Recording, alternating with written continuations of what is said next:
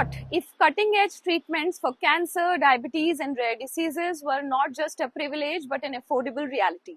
What if India could produce world-class medical devices at a fraction of the cost?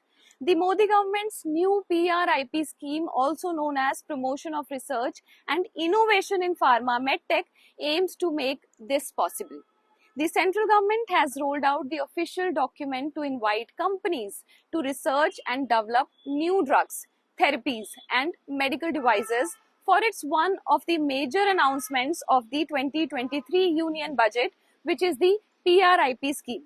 Finance Minister Nirmala Sitharaman in 2023 had announced the new program in the budget session to promote research and innovation in pharmaceuticals and medical devices technology sector. With 6 priority areas and 3 funding categories, the scheme has a total financial outlay of rupees 5,000 crores, of which 4,000 crores is focused on accelerating investments in the research and development ecosystem within the sector. The Department of Pharmaceuticals under the Ministry of Chemicals and Fertilizers has now rolled out a 32-page expression of interest document for inviting manufacturers across India. The document claims to be designed to provide these manufacturers with an opportunity to co-shape India's journey towards becoming an R&D innovation hub. The document seen by News 18 claims that the expression of interest has been rolled out with the goal of transforming India into a global powerhouse for R&D in the pharma and medtech sector. Now, why is this scheme so important? Ask those who lose their lives waiting for an affordable medicine. Many life-saving drugs are available abroad, but when imported, they cost in crores far beyond most people's reach. Many simply give up hope. With this scheme and more R&D, India can start making its own advanced medicines so people get life-saving treatment at lower prices. While India is a pharmacy to the world in making and selling copycat generic drugs, India's investment in research and development is notably low compared to global standards. In 2021, India's gross expenditure on R&D was approximately 0.8% of its GDP. This figure is considerably lower than that of developed nations such as United States 2.9%, Sweden 3.2%, and Switzerland 3.4%.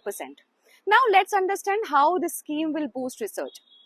The scheme proposes funding across 6 priority areas. The first priority area is research and development of new chemical entity, new biological entity, and phytopharmaceuticals or plant-based medicines.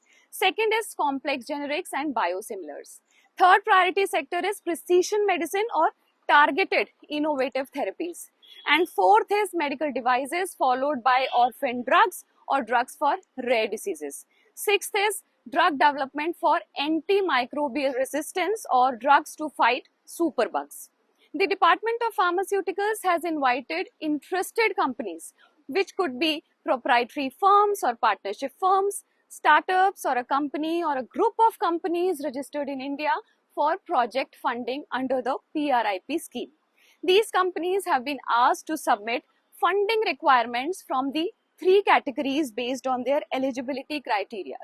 In the first option, the companies will be given funding up to 35% of the total project cost or rupees 125 crore, whichever is less.